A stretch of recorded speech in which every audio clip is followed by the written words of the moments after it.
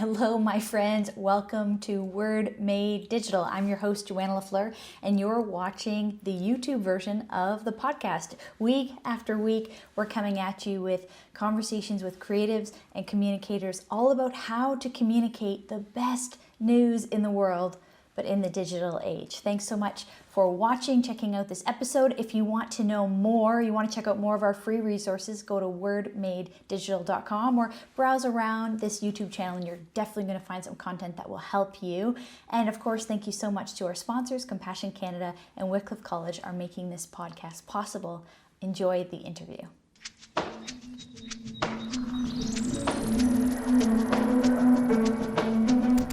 Dr. Carolyn Leaf, welcome to Word Made Digital. I'm really just so glad to have you on the podcast today. This is going to be an interesting conversation.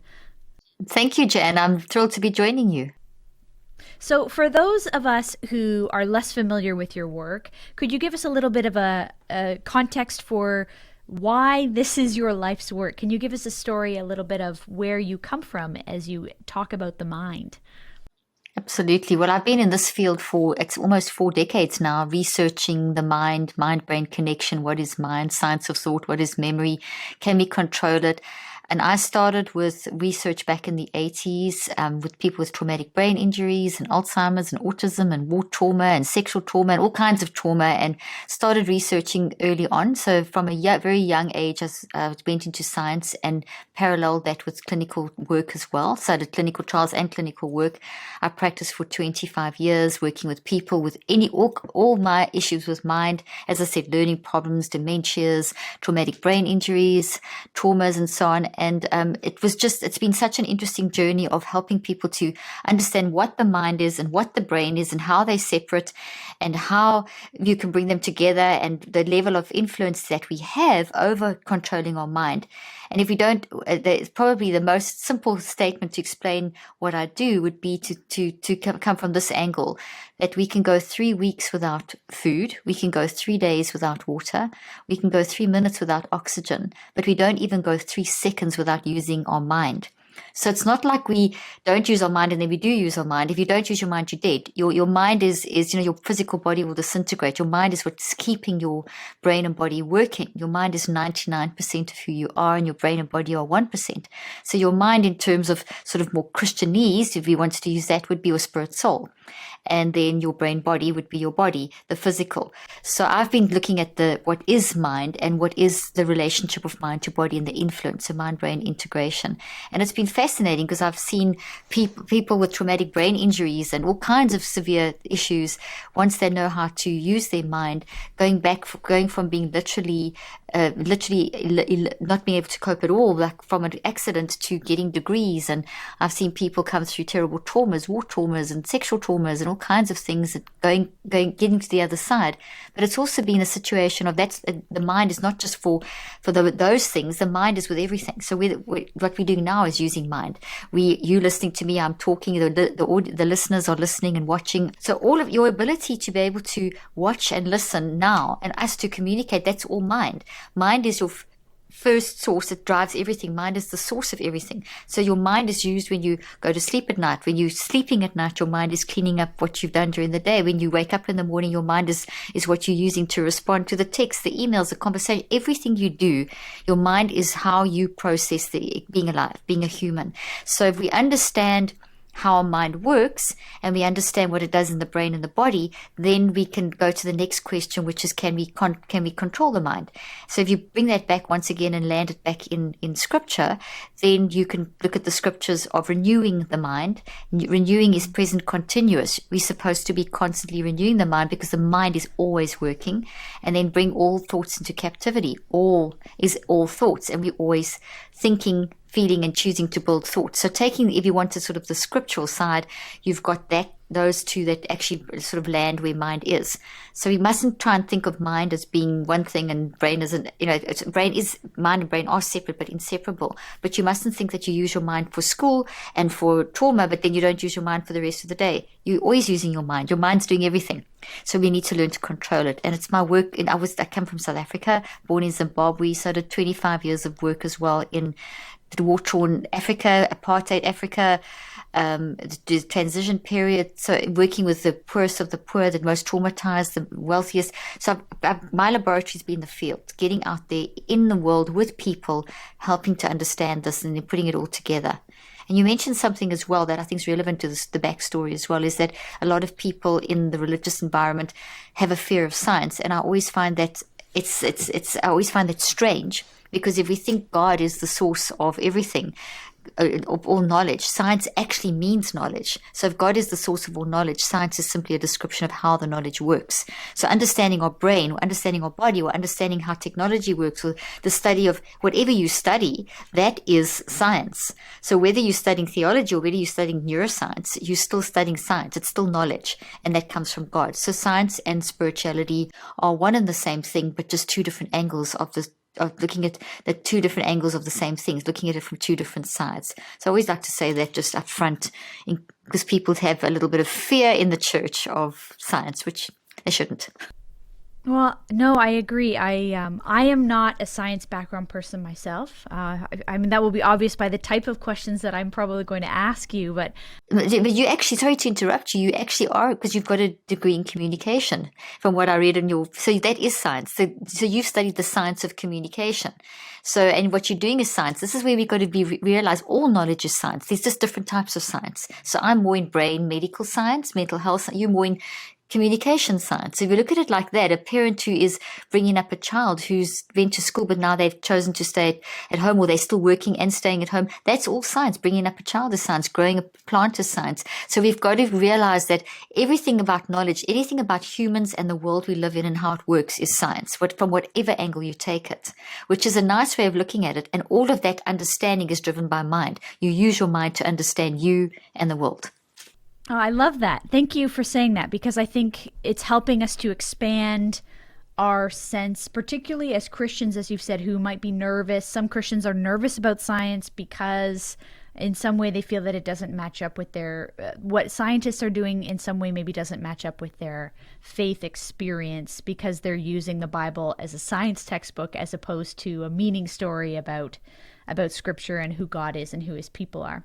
So I appreciate that really you're an advocate for science. I think of when we began this conversation, Barna, the research group, they talk very clearly about the need for youth groups or teenagers to hear their leadership talk about science, because then when they leave the safety of that home and go off to university or college, they have not enough resource in science to be able to understand what new ideas are being presented with in a secular university. And then a lot of people leave their faith because it had nothing to hold it up.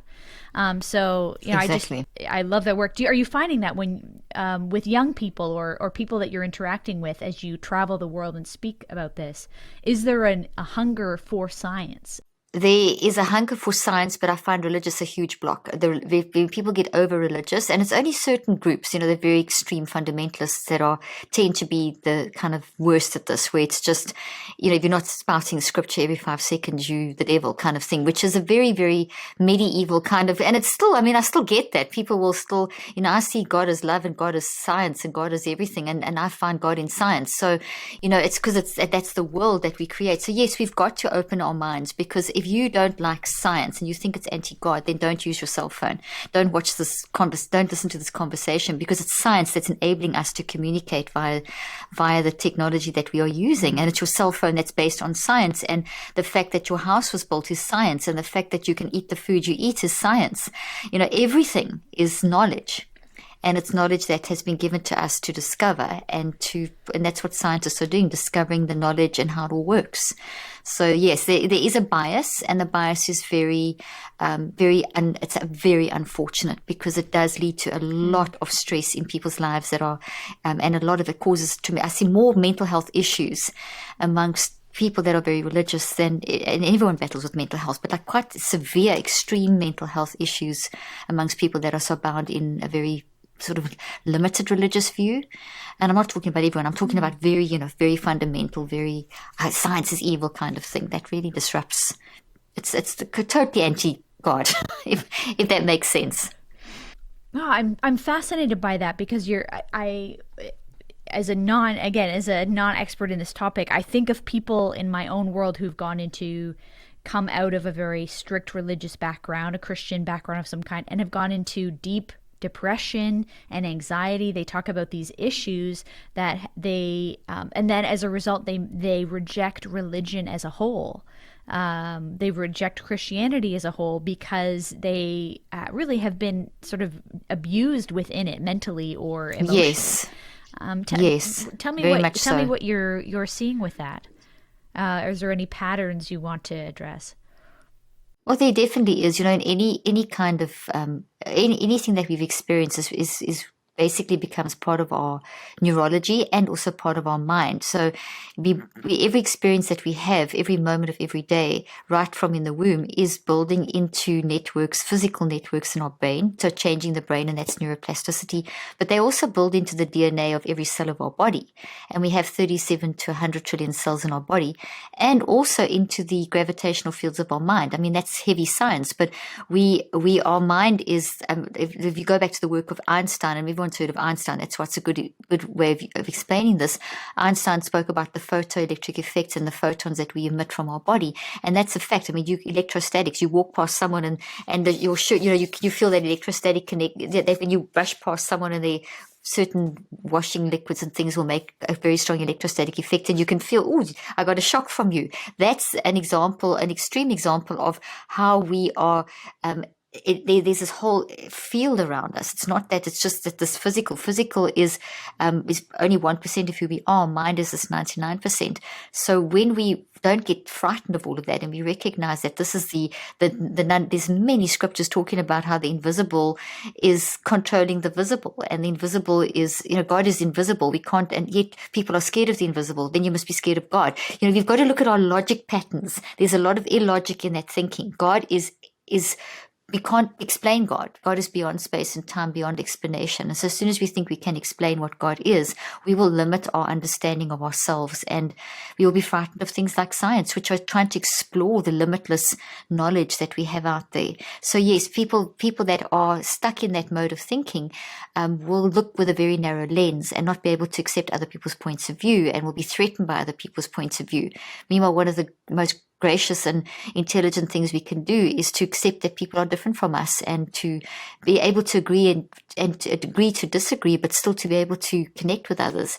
So when you've got very fixed beliefs that have been established inside of you, and the fixed belief would be an experience or a cultural experience growing up, and then that builds into your brain, into your body, and into your mind, and over time, if it's over time in cycles of 63 days, it becomes very established, and those become very strong thoughts and thoughts are made of memories. They look like trees. I've actually got an analogy here for those that can see, but for the listeners, I'm holding up a little plant that looks with lots of branches, and this plant will have roots, and there'll be lots of roots. And so this basically represents what a thought looks like, and the branches are the memories. So you have your root branches, which is your origin story or the source of what happened, and then the branches are the behaviors and the emotion memories. So it's one thought, but it's made up of thousands and thousands of memories, two different types, the source memory and the behavioral memory, which then manifest in what you say and what you do. So each time, as you're growing up, each different belief system, let's say that it is about X philosophy in religion, and that is laid as, that's more roots sown, and every time it's spoken about, there's more and more roots that grow stronger and stronger. The tree grows stronger and stronger within cycles of 9 weeks, and on average, people are exposed to stuff for more than 9 weeks. If growing up, it's years. You have a very established pattern, and if that pattern is very, very limiting, where it is, if you do this, that's bad. It's shame, it's guilt. We find so many people coming out of very strict religious backgrounds with tremendous guilt, tremendous shame, tremendous hatred towards himself, tremendous feeling very sort of almost cloistered and locked in. And I have another image over here of a toxic tree, and this is for the viewers, you can see it for the listeners, this is basically a tree as well, but it's this wiry looking tree with these wiry branches and roots. And this would represent toxic thinking and something that blocks our ability to love ourselves and to love others. Any philosophy that's blocking us loving ourselves and loving others is a toxic philosophy, and that you see manifesting because it's so against the natural design of the brain and the body. Because we see that the brain is actually wired for love. That's a scientist's statement, that there's no proteins, there's no structures in the brain for anything that's hatred, anger, jealousy, envy, etc., that shame, all that stuff. And our mind is wired for optimism, which means we're drawn to fix the negative and to restore the balance. And that's for survival. Survival operates in love. Survival doesn't operate in hatred and fear. Survival operates in love. So our whole wiring of our brain and our body and the whole design of our mind is all geared towards love. And that makes sense. We're made in God's image. God is love. So yet we have free will, which is a huge part of love. So we can, with our minds, which, as I said in the beginning, is the core issue. We don't even go 3 seconds without our mind working. Mind is how we think, feel, and choose. And every time you think, feel, and choose, you build thoughts. So every thinking, feeling, and choosing in accordance with love principles, we're going to build health. Otherwise, we're going to operate out of that and build toxicity. So if you've grown up in an environment where the nurturing has been very, very fundamental, very strict, and that has led to a person's self-esteem being challenged or values being challenged, and then you go out into the world and you see, but this is not doesn't quite work this way, then you see a tremendous amount of depression and anxiety and that kind of thing. So it's all about bringing that balance back, recognizing this and reconceptualizing it to make more sense within a context that is more loving. And each person has to kind of do that journey on their own. So that's quite a philosophical and scientific answer to a very good question. But does that answer your question, or do you want it to go a little deeper? No, it just leads to more questions. Well, that's good. That's good. It's, and so immediately I'm thinking, in what ways can we then, I think of this in scripture, it's the transformed by the renewing of our mind. So what you're talking about is, from a scientific perspective, that we can in fact renew or change our minds, not a brain transplant, but like a mind transplant. And that mind transplant changes the brain. So when you change your mind, your brain is always changing because your mind is always changing because your mind is always experiencing. So when you open your eyes in the morning, you're experiencing life. So your mind is changing. You're thinking, feeling, and choosing, and that's changing. And every change is transformed into changes in your brain. You keep changing these trees, adding more branches, changing the branches, changing these to these, and that kind of stuff. So that change that's always happening is a constant transforming process. What I teach people to do is exactly what you said. I teach you how to do that. So I've taken renewing the mind, bringing all thoughts into captivity, all that stuff, and I've transformed that into a scientific process. I've researched how do you do that and made that into a simple system over 38 years of intensive research and clinical application in the field with all manner of socioeconomic, cultural, different applications. And I see a global, I can give a global response, and that is basically that we as humans can learn, we can learn to renew our mind.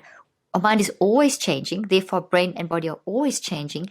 So if you don't direct that change, why wouldn't you want to direct it? It's going to change anyway. So it can change in the wrong direction, or you can learn to manage how you think, feel, and choose, and then it can change in the right direction. And that's what capturing all thoughts. You've got to capture these things. You've got to capture these, you grow. These you want to capture and change. Because these are the things that are the toxic habits, the traumas, the incorrect reactions, the bad habits, all that kind of stuff that are blocking our connection to love, that are keeping us stuck, that are blocking us from moving forward, etc., making our minds feel cluttered and affecting how we do our jobs and our relationships. And it's an ongoing process.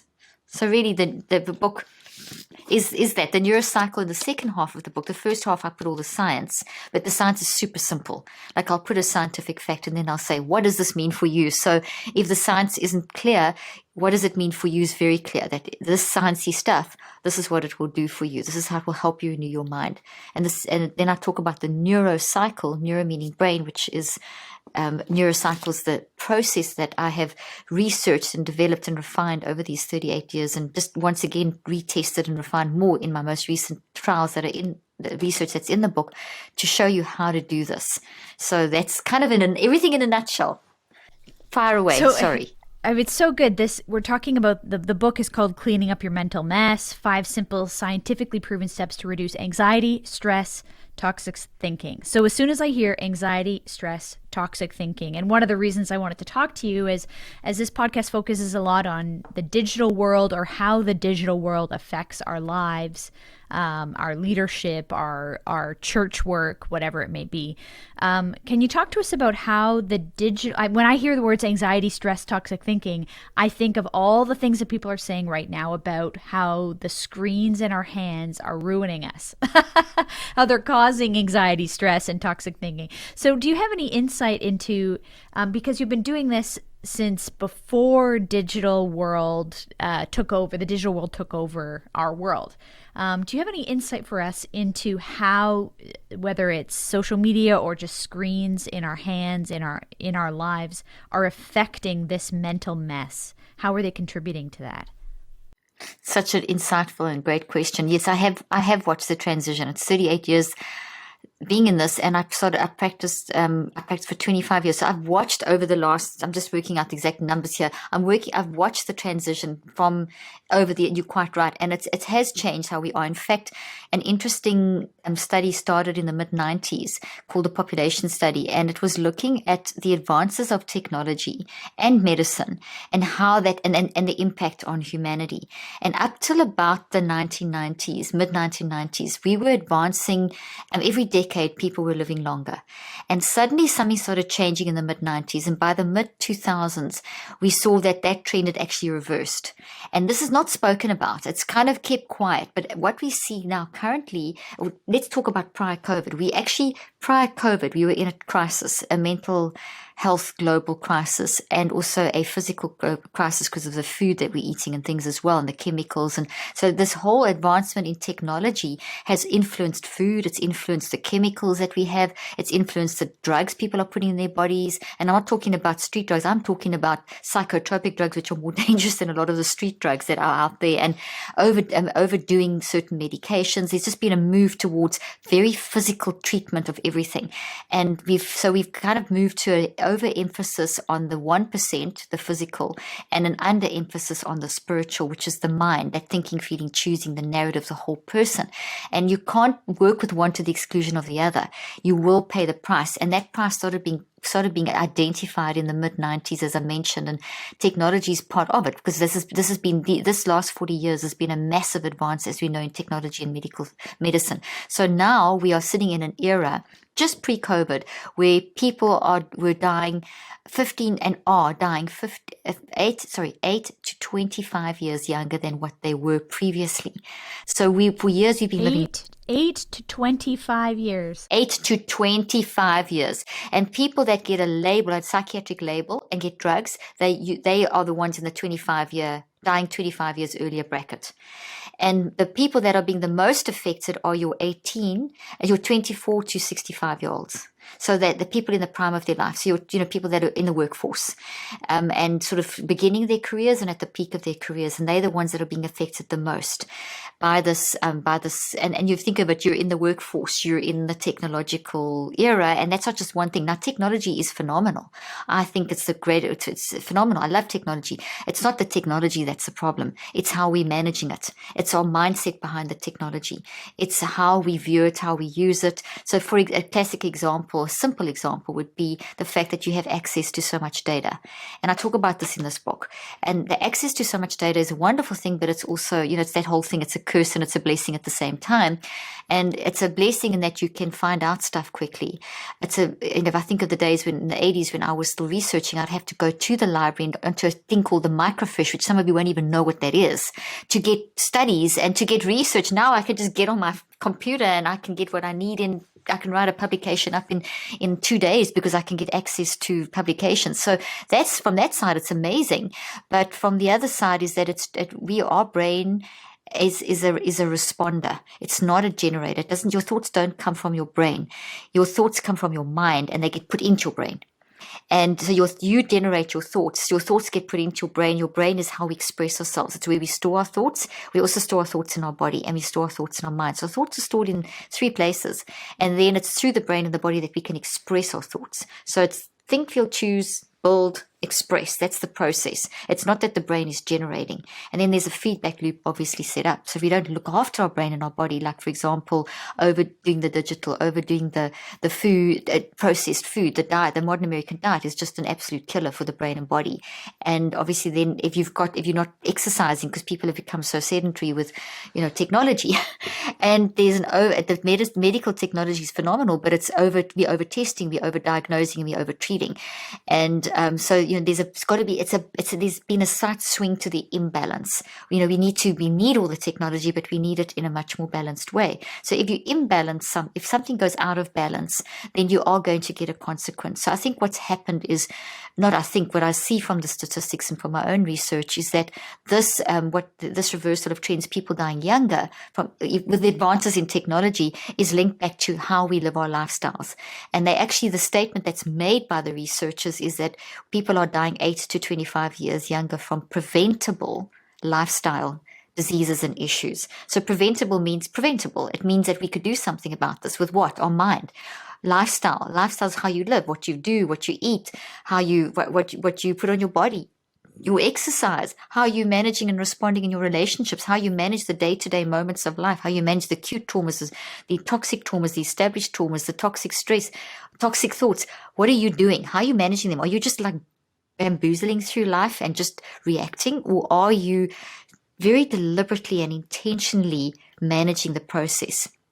Now, the answer to that is very clear. If you want to use scripture as your reasoning behind it, renewing your mind. We're supposed to bring all thoughts into captivity and constantly renew our mind. So the answer is right there. You're not supposed to be just bamboozling your way through. You're not supposed to be reactive. You're supposed to be very, very conscious and deliberate about, what am I thinking, feeling, and choosing about this situation in this moment? What is the impact on me and my body? What is the impact on my decision making? What I'm saying, the person I'm saying it to, the persons that are receiving this information.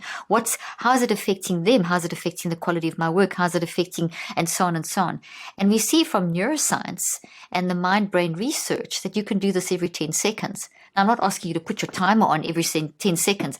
I'm just saying develop a lifestyle of standing back and observing your own thinking and neurocycling through everything you do. So the neurocycle that I've created my challenge was, okay, how do I get people to do this in a simple way that people get into this so it's actually just part of their life, that you just renew and capture all thoughts as part of your life.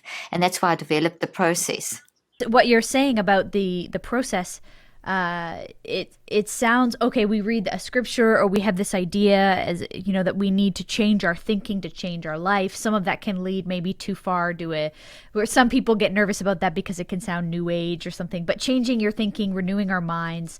What are some practical things we can do to actually do that? How you're saying every 10 seconds, how might I become more aware or flip a switch on the way I'm thinking and perceiving, making decisions? Okay, so I'm going to answer that in two parts. The first part is, if you take the scripture, bring all thoughts into captivity. It doesn't say some. It's very, very clear throughout, if you read throughout scripture and throughout philosophy and actually all holy books, you will see that the philosophy is one of never let your mind just go chaotic. So you should be cleaning up your mental mess all the time. That's the underlying philosophy, is that we shouldn't just let thoughts rage through our mind. We should be controlling what they are, and do we want them there in the first place? And if they're there, where did they come from, and can I change them? So that is a constant ongoing process, and it's a skill that you develop. Renewing of the mind is something that you've got to make a choice to do. Your mind is always changing. So you can't stop that process. Your mind is always working. That process doesn't stop, which means your brain and body are always changing. The problem here is that people are not controlling how they're doing it. So the neurocycle helps you do that. So on a very practical level is, what does it mean, capture all thoughts?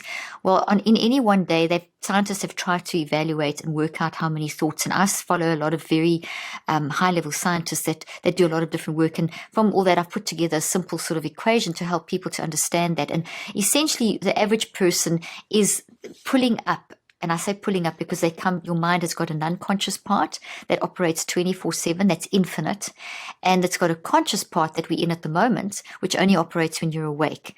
So your conscious part of your mind is very slow, and it's the smaller part of your mind. The non-conscious part of your mind is very fast, and it operates 24/7. So at the moment, we are all conscious listening. So we've got our conscious mind working and our non-conscious, N-O-N.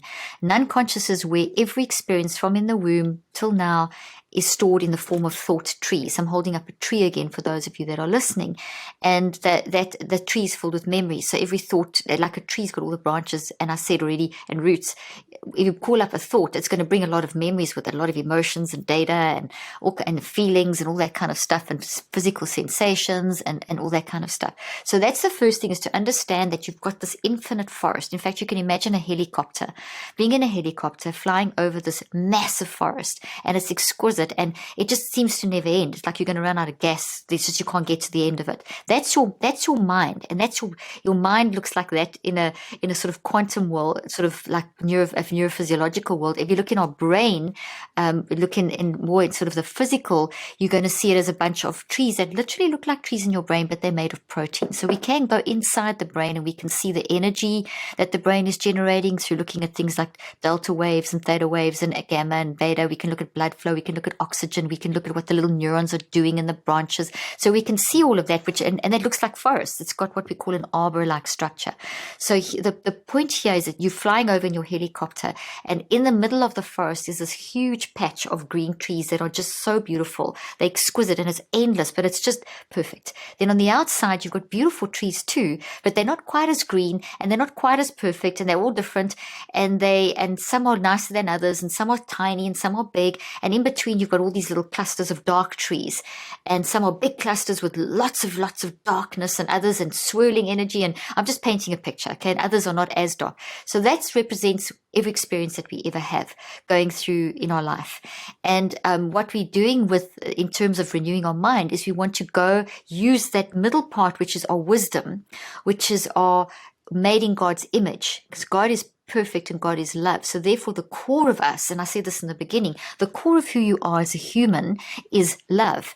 And we see this manifested in neuroscience. We see it manifested in neurophysiology, in the biology of the body. We see perfection, absolute perfection in the structure. And we see disruption to this perfection as our mind disrupts. So in my clinical trials, and I show pictures of this in this book, and in the first half, I show how, for example, when our thoughts are a mess and we're anxious and toxic thoughts, and we're not managing them, and we're in arguments, and we're judging others, and we're doing whatever it is, or we haven't dealt with the trauma and we've suppressed that or something, we are creating, that is in that forest, it's those toxic clusters, those dark trees, some small, some very big, some really well established that have been there for such a long time, that are very, very dominant and seem to have got bigger and bigger and take up more room and seem to always be in your face. Kind of every time you experience something, that seems to be the thought through which you view things, because it's got so much attention paid to it. And we've got we all have a lot of those in our life.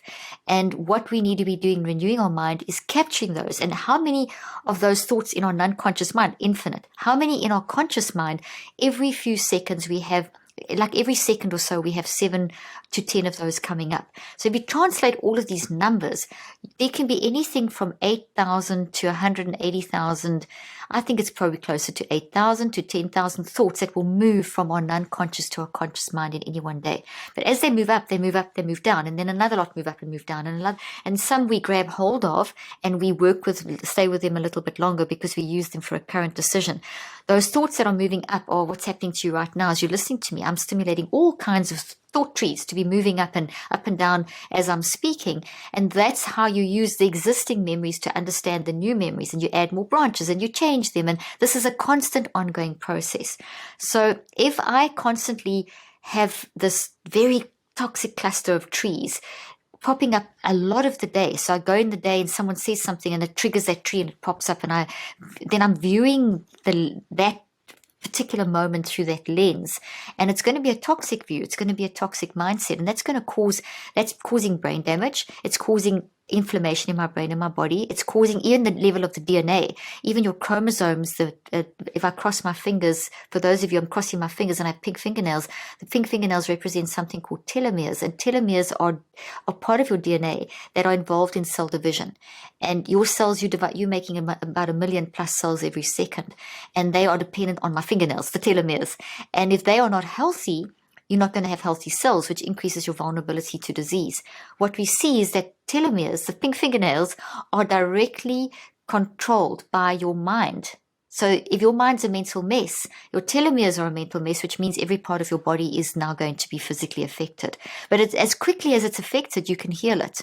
So I showed in cycles of 63 days that you can actually change the health of your telomeres by changing the health of your mind. So renewing of the mind and capturing thoughts is going to change telomeres, which is DNA, which is going to change your blood, your cortisol, your immune system, all of it. I mean, going into vaccines for COVID, we have to get our mind right so that our body is strong enough to be able to use the vaccine, for example. Just to give you an example, to fight COVID, we need to get our immune systems healthy, which is healthy eating. But if your mind is not right, you can be eating in a healthy, farm-to-table, non-GMO organic meal, but if your mind is not right, you're living in a state of anxiety with uncontrolled thinking, you are going to you're going to lose 80% of that nutritious meal because your mind is controlling the ability of your body to absorb the nutrients. So your toxicity is blocking the nutrient absorption, which means your body's not going to get the health that it needs from that food. I mean, this is really significant. So that's why renewing of the mind is so vital, and capturing all thoughts is vital. And when I say every 10 seconds and 8,000 thoughts and everything, this is kind of overwhelming. What it is a recognition that we need to be deliberate and intentional about being aware of our thinking, feeling, and choosing. So if we think of mind, this 99% spirit soul thing, as being thinking, feeling, and choosing, and if we think of mind as having at its core a wise mind. So it's like we've got two minds. We've got our made in God's image, middle of the forest, beautiful green trees mind. And we've got the mind on the outside, which is kind of messy. As I described, some nice trees, small trees, big trees. The more recent the experience, the smaller the tree, the more established the experience, the bigger the tree, and the more energy it has, and the more influence it has on your behavior. If you think of mind like that, and we think of renewing that, what we're supposed to be doing is cleaning our garden. We're supposed to be using our wisdom, and then that wisdom is activated by connection to God, which is love. So you can talk about when you talk to the Spirit of God, when you are praying, whatever, you are tuning in your wisdom to God's wisdom so that you can clean up the mental mess. So I'm not saying that I don't believe you should walk around praying all day. That's like that. That's catalytic kind of prayer. It's catalyzing.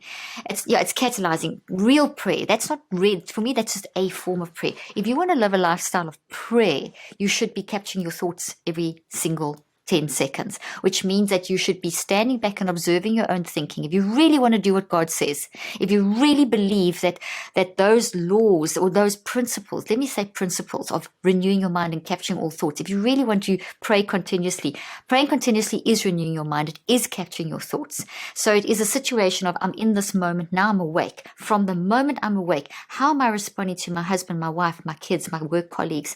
How am I responding to that text? How am I reading that Instagram post? Am I getting imposter syndrome? Am I feeling envy? Am I feeling jealousy?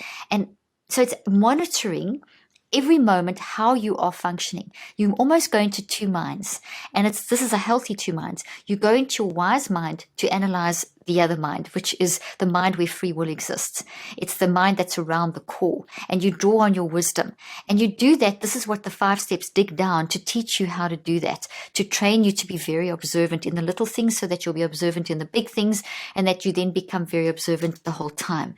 So let me land this with a very simple example. Let's say that you get into, before I just want to preface this with the following. We've also got to stop thinking that anxiety, depression, toxic thoughts, anger, all these things are evil. They're not evil. They are warning signals. They're not illnesses either. They're not illnesses. We've been told that mental health is an illness, and it's a neuropsychiatric brain disease, scary things, but there's no science behind that. There is very bad science behind that. When I say no science, there is science, but it's very bad biased science, because the research takes humans and gets them to do things and then looks what's happening in the brain. So they'll read something, or they'll answer questions, or they'll would look at a picture. So they're doing something with their mind. They've been told to think and feel and choose, and then they're looking at the response in the brain. Then they're saying, because that person, for example, I'm just giving a random example, says, oh, that's a very sad picture. That person's all depressed and blah, blah, blah. And that picture maybe wasn't that in the scientist's mind, but in that person, that's how they saw that. The brain will light up in a certain way. Certain responses will happen in your body. Then they say, oh, the brain produced that. Therefore, you are clinically depressed because depression comes from that part of the brain. So it's almost as though in your brain, it's waiting to jump out at you. That's not the case. If you're human and you're in life, life is tough. We know that.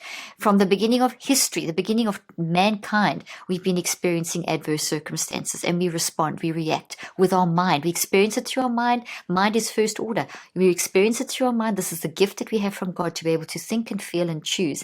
And as we think, feel, and choose, we build a consequence which is thought into our brain. We build forests, these trees in our forest. So what we need to do is recognize that we have power. We are actually have been given the gift of controlling this. Otherwise, you wouldn't have a wise mind. You wouldn't have the made in God's image, center of the forest, whatever analogy you want to draw on.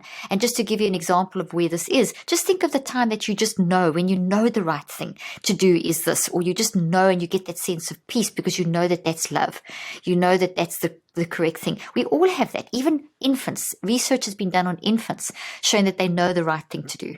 So we all do. As humans, even, yes, you can become tainted. Yes, you can spend so much time in toxicity that you don't know how to get to the center of the forest, because there's just, on either side, there's just this wall of black trees.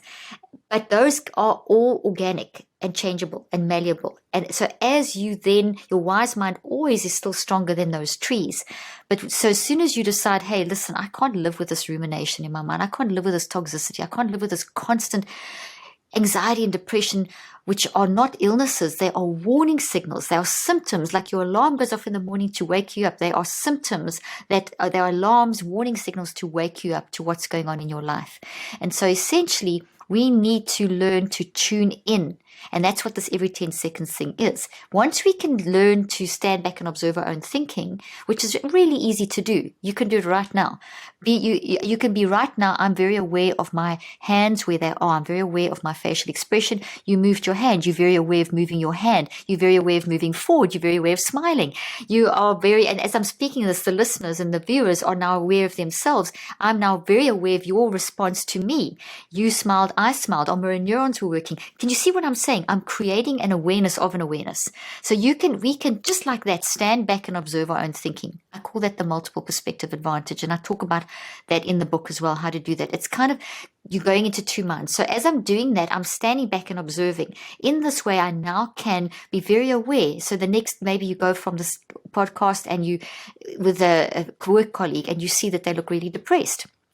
So now you can stand back and observe your own thinking, and you can now, and thinking, feeling, and choosing, and you can look at what is your response in your body, in your mind to this person. How can you tune in? What can you do to maybe draw it out of them that why they're feeling depressed, instead of getting irritated, oh, they're depressed again, or are they whatever. You can start. In other words, you can train yourself to watch how you're speaking. You have a conversation with a loved one, and it's so easy to snap at a loved one.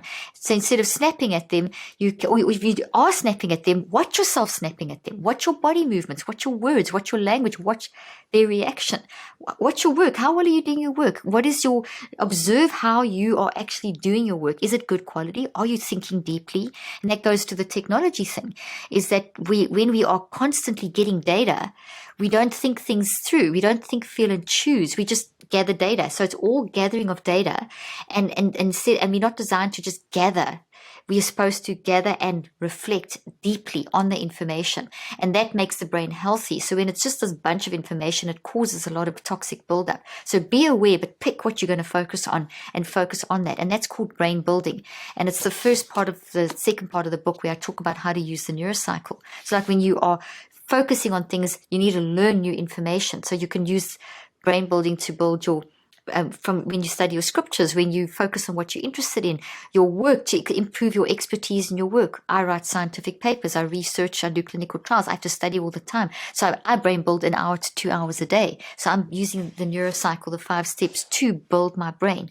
So and all of these are contributing to building my awareness. Okay, having said all of that, let's just land this with a very simple example. and then I'll just talk a bit more about the applications. So the first thing is that we need to, let's take maybe, let's take maybe an argument, because now in COVID, everyone's at home and things have changed, and we're all in each faces a lot more, and a lot of people. I do a lot of interviews and do so many magazine articles and interviews and things, and people always ask, how do you deal with, now you're in this person's face all the time, how do you deal with arguments? And you love the person, but there's irritation. So I think it's kind of a relevant one. So let's say that there's an argument that you've just had, but you've now got to go on a Zoom meeting or something like that. So you have to be together. You can't have a grumpy face, and you can't let that argument enter into the discussion, because you now have to be professional and do your work via Zoom. So you may not have fancy clothes on, but you are having to get your head on so that you can focus in that meeting. So here's an example of where the neurocycle and training yourself to stand back and observe yourself is excellent. So you first of all, you prime your brain and your body by breathing in for 3 counts and out for 7. The reason you breathe out for 7, which is longer, the exhalation is longer than the inhalation, is because it increases the decision-making capability of your mind and your brain. So extra oxygen being exhaled pushes more oxygen to the front of your brain, which increases blood flow, changes the way your heart is beating, changes the neurochemistry, and that enables you to have more cognitive flexibility. So just breathe in for 3 counts, breathe out for 7 counts, and do that 4 or 5 or 6 or even 9 times. It takes you 60 to 90 seconds, and you would have primed your brain to calm down. So let's say that you have the argument and you have 5 minutes and you've got to get into this Zoom meeting, or maybe even go to a safely physically distanced meeting with your mask on, okay? I'm being very practical because we need to be very real in this era that we're living in, and all for distancing and masking. And so you prepare your brain in those few seconds. Okay, and then you've got now 4 minutes left, and you've got to go. You've got to be together. So now you gather awareness. The 5 steps are, I'm going to tell you the big picture, then I'm going to break each one down, give you a little bit of brain science, and then that should sort of give some explanation, and I'll show you the other applications. The 5 steps are gather awareness, reflect, write, recheck, and active reach. Simple steps based on 38 years of research, each step systematically designed, tested to see what is each step doing in the brain. So I have done all the research working out, if you do it this way, does it work? No. If you do it that way, does it work? Yes. If you combine this step with that. So it's not just some random thing I've picked out of my hat. Every single step has been worked out. So if you skip number 2 and you go straight to number 5 from number 1, and you skip 2, 3, and 4, you won't get the same benefit. So it's a systematic process. It's not a technique. It's not replacing therapy. It's not replacing any communication skill. It is not replacing any psychodynamic technique or CBT, it is going to enhance everything. It is how you get your mind to change your brain. It's how you direct your brain.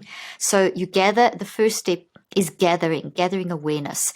And in the moment of an argument, it's a bit like going up to an apple tree that's very, very full. Think of an apple tree that's so full, and you just bump it slightly and all these apples just fall on your head and they like knock you out. That's what our emotions sometimes feel like. So after an argument, you can feel like, oh my gosh, I've been bombarded. So what you want to do is stand back from the tree, that what I just described, stand back and observe yourself, kind of go into your wise mind and say, okay, I feel bombarded, but I'm going to move out of the line of the tree. I'm going to take a basket and I'm going to gather the apples that I want to gather. So I control the process. So I gather awareness of my mental and physical state. So my warning signals. So I gather awareness. I pick the first apple, and that's what are my emotional warning signals. Then I pick the next apple. What are my physical warning signals? Emotional would be things like anxiety, depression, frustration, irritation, whatever. Physical would be heart palpitations, GI symptoms, adrenaline rushes, whatever. Then I'm putting these in the basket. Then I look at my behaviors. I look angry. I'm speaking short. I'm snapping. I don't know, whatever. You gather, that's that apple. Then you look at your perspective. What's your perspective at the moment? Life sucks. I can't do this anymore. I'm burnt out. So you gather that apple. Now that the minute you gather something, neuroscience shows that you're now aware. The minute you're aware, all the little, and I'm holding up the toxic tree, all the little protein branches that are holding the memories are now weakened. If you suppress it and push it down, say, okay, I'm not going to deal with that. I'm not going to think about that. I'm never going to deal with that again. You push it down. You go into the meeting. This is pervading the meeting. The toxic argument is pervading the meeting. So it's because it's ubiquitous. And if you don't deal with it, that's going to become a problem in that relationship, and it's going to come up again worse next time until you deal with it. And it's causing brain damage and damage in your down to the level of your DNA. So why keep it? Why not manage it? When you know this, why won't you manage your mind? Why wouldn't you neurocycle? That's kind of my argument. And I'm not saying that I have it totally all together. No one does. But what I have learned to do is I now can recognize very fast when I'm in a situation that I need to control, which is pretty much all the time, and I know how to do it. So I can find it, I can recognize it quicker, and I can manage it quicker. So it doesn't invade my day and my life. We just went through a very traumatic experience. I have a podcast called Cleaning Up Your Mental Mess, and I spoke about it in one of my podcasts. We had an extended family member who tried to commit suicide, and I actually found them. And it was unbelievably traumatic. It was acute trauma. They're fortunately safe and on the other side and healing, and thank God for that. But it was terrible acute trauma, terrible. And I was terrified. I was despairing. All of us were, extended family, close family, and so on. And I honestly, it sounds crazy, but I did a neurocycle just to calm down, because I knew if I didn't calm down, we didn't manage my mind, I would not be an effective support in this situation, and I would not make wise decisions. So I did the neurocycle very quickly in a few seconds and then I kept doing it through the evening as the evening progressed to get to each different stage. But I was doing it to keep my mind under control, to keep my brain and body under control, so that I could facilitate and help to make the right decisions and be there for the family and so on and so on. I don't want to go into the detail, and if people want to listen, they can go to the podcast and hear, because I described the actual neurocycle I did. We just don't have the time now.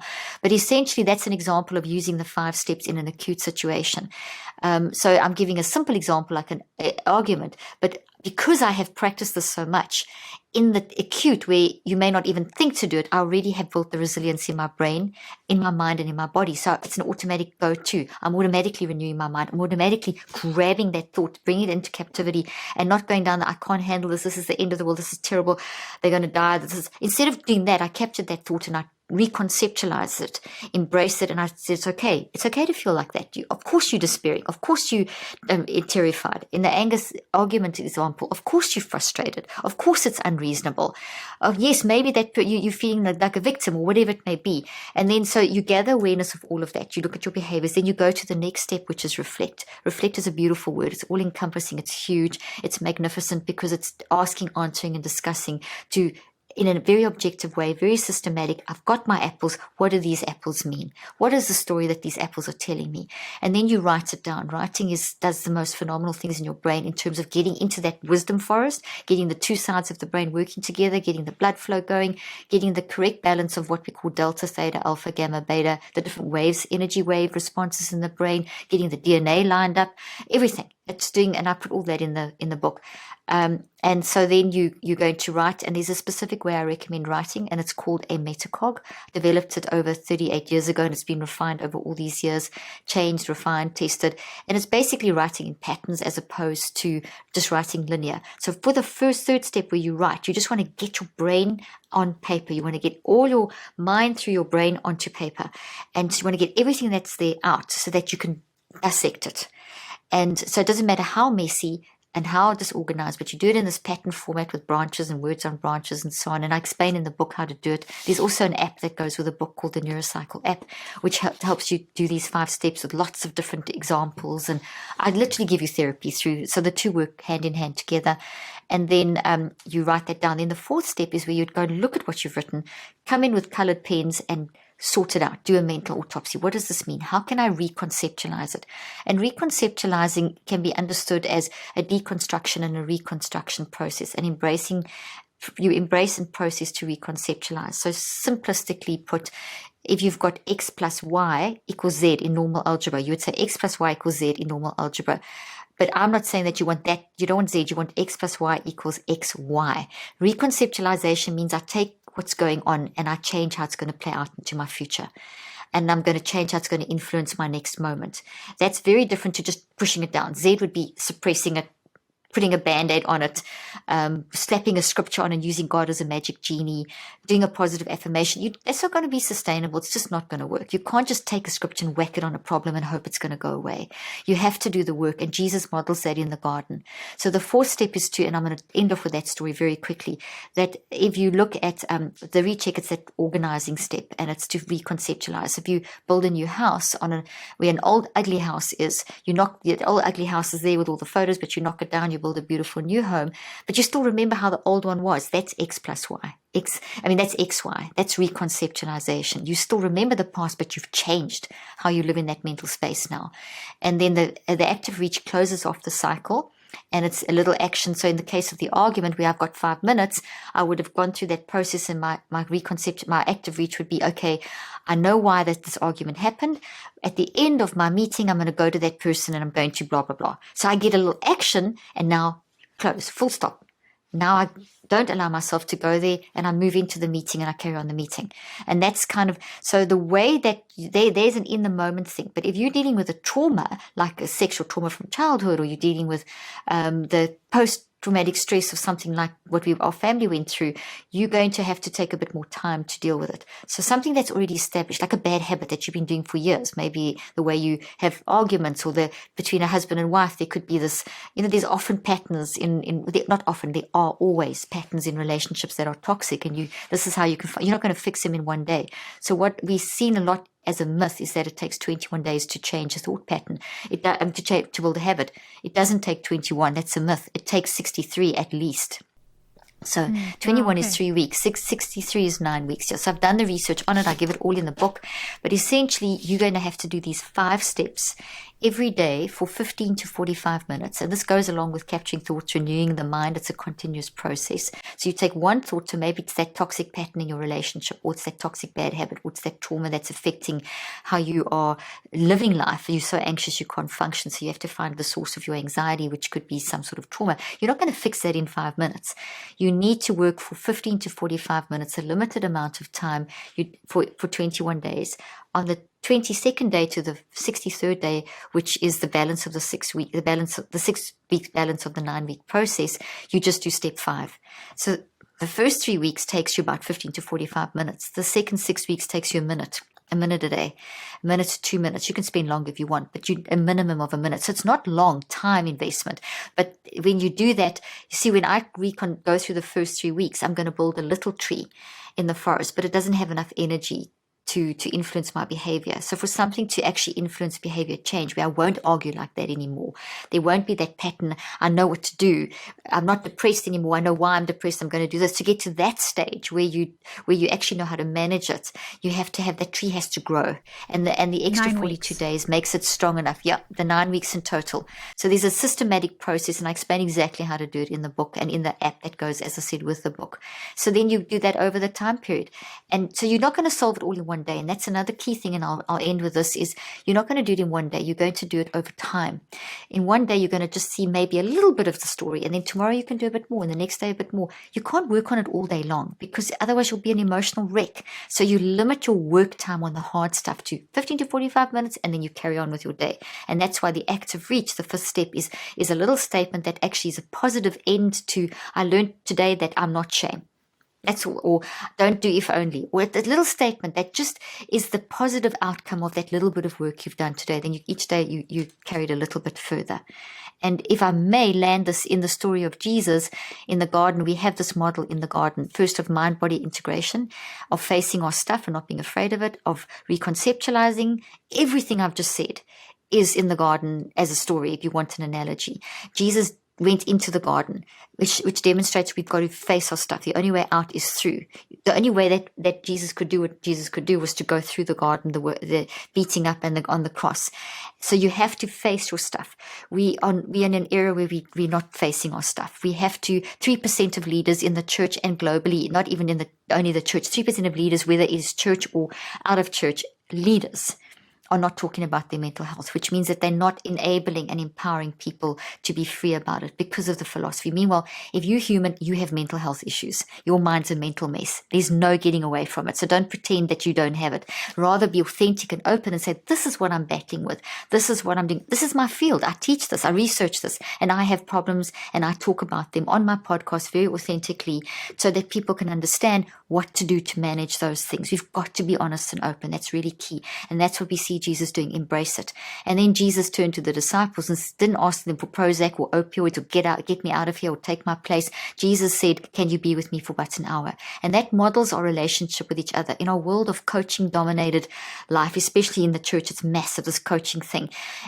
I'm not anti-coaching, but I'm anti-coaching trying to fix people. I'm anti-coaching being a substitute for you actually doing the work. You're not supposed to fix anyone. You're not supposed to coach a person to success. You're simply supposed to be there for them. And that's very, very different. So we have to shift our philosophy. When you coach people, you create an unhealthy relationship if you coach incorrectly. We've got to be there to support. And so that's another whole story. We can't do this alone. We've got to be supportive. It's going to get worse before it gets better. We saw this in my research, and I talk about something called the treatment effect. As you face stuff, it's very hard to face, okay, I'm anxious. Why am I anxious all the time? Oh, I was this trauma in my life. Ouch, that is terrible. It's traumatic. So you will get worse before you get better. Jesus sweated blood. Jesus got beaten. He went on the cross. It just kept getting worse. Okay, so, and Jesus sweating blood shows the mind-brain connection, because if you're stressed enough, your body you can burst capillaries and sweat blood. It is very possible. So we see an extremely good demonstration of the mind-brain-body link in Jesus sweating blood physically. So all of the principles that I'm teaching about are in that story. And then Jesus got put on the cross. It got even worse, but Jesus rose again. So that's the reconceptualization on the cross. It gets, okay, this is the mixing, and then you rise again, active reach with your story. So your story, this is the X, Y. The X and the Y, Jesus got crucified. The wounds in the hands are your story, that are the lessons that are going to propel you forward. So yes, where's the lesson in a rape? There isn't a lesson in the rape, but there is a message that you can transform and say, okay, well, that happened, but this is how I'm going to use it. So then you've turned that into something that works for you, so you can move forward into the future. Okay, I've said a huge amount. I hope that kind of explains. No, thank you, Dr. Carolyn. It's obviously a decades of content and research and knowledge you're trying to cram in. I appreciate what you're telling leaders is to be more self-aware, to use the tools that you're offering to us. The science can change how we think, and then of course can affect everyone around us. So what we do matters for ourselves, but also for the sake of others. So I want people to find more content in your book, your podcast. There's the app, as you mentioned. We're going to link everything in the show notes. So thanks so much. Thank you for your time today. It's brilliant. We need to read this more carefully to get all the content that you're trying to offer. It's just rich science. Thank you so much. Thank you. Thank you so much.